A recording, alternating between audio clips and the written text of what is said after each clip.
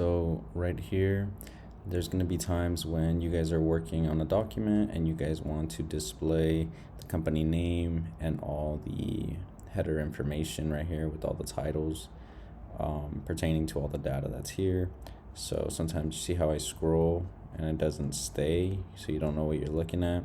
So I want to make this stay. So for this, you always want to go one below or one after what you're trying to display. So in this instance, or this example, this is we want to display the company name, the June billing, and all these titles.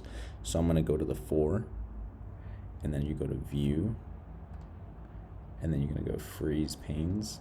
So now when I click out, no matter how much I scroll, it will display all the titles, so that way it can be easy to scroll down and be like, okay, this date, this region, blah blah blah. And yeah, that's pretty much it. And if you want to unfreeze it too, you can just unfreeze it. So you go back to view and just put unfreeze, and then you're back to the same thing. And that's it.